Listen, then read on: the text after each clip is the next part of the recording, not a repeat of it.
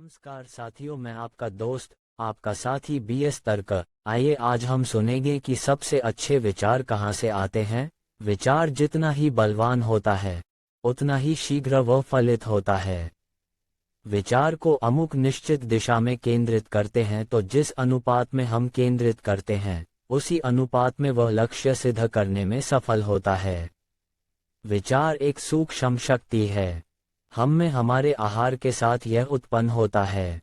विचार सृजनात्मक और ध्वंसात्मक दोनों प्रकार की अपूर्व, सर्वोपरि और अनंत शक्ति होती है।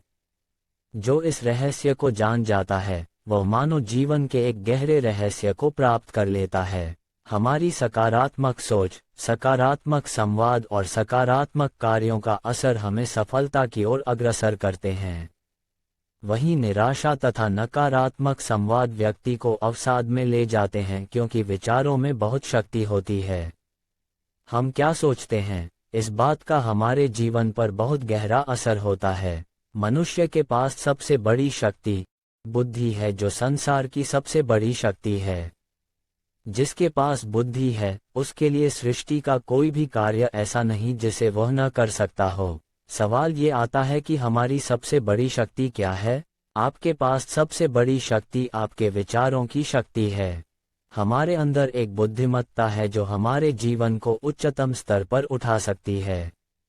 हर किसी को इस इंटेलिजेंस के साथ सहयोग करना सीखना चाहिए, जो हमारे इरादों पर प्रतिक्रिया करने और हमारे साथ प्रचुरता और खुशी का जीवन बनाने के लिए आयोजित की जाती है। सवाल ये भी है, क्या विचार शक्तिशाली बनाता भी है या सब ऐसे ही है? आपका ध्यान, रुचि और उत्साह ही उन्हें शक्तिशाली बनाता है। यदि आप किसी निश्चित विचार में रुचि की कमी दिखाते हैं, तो उसे ताकत नहीं मिलेगी और वह शक्तिशाली नहीं होगा। आपके विचार आपके अवचेतन मन को प्रभावित करते हैं, जो बदले में इन विचारों के अनुसार आपके कार्यों को प्रभावित करता है। अब सिर्फ देखना इतना है कि मन की शक्ति कितनी मजबूत है। हमारा दिमाग सबसे शक्तिशाली उपकरण है, जिसका उपयोग हम जीवन में सफलता के सभी स्तरों के लिए कर सकते हैं। हमारे विचार यह निर्धारित करते हैं कि हम कौन हैं और हम क्या बनेंगे। साथ ही हमारी शारीरिक भलाई और हमारी भावनात्मक स्थिति को भी प्रभावित करते हैं। मन की शक्ति एक ऐसा उपकरण है जिसे हम अभी भी खोज रहे हैं और अभी प्रयोग करना शुरू कर रहे हैं। यहाँ एक सवाल फिर उठता है, वो है, क्या विचारों में ऊर्जा होती है? ऊर्जा और द्रव्यमान विनिमय है, A=mc2।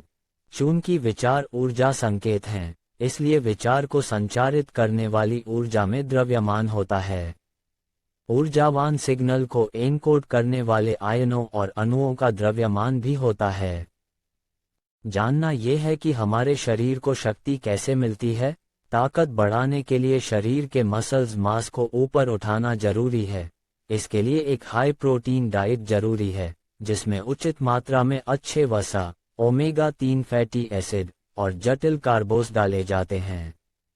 अंडे, सैल्मन, दही, फलियां और सेम, नट और बीज और टोफू सभी हैं प्रोटीन के शानदार स्रोत हैं। एक व्यक्ति में एक महाशक्ति, विशेष या असाधारण अलौकिक क्षमता है, जो सामान्य मानी जाने वाली क्षमता से अधिक होती है। लेकिन यहाँ सवाल ये है कि परम शक्ति कौन है? ये कटु सत्य है। परमेश्वर वह सर्वोच्च परालौकिक शक्ति है, जिसे इस संसार का सृष्टा और शासक माना जाता है। हिंदी में परमेश्वर को भगवान, परमात्मा या परमेश्वर भी कहते हैं। आज की वीडियो में इतना ही। नमस्कार साथियों, मैं आपका दोस्त।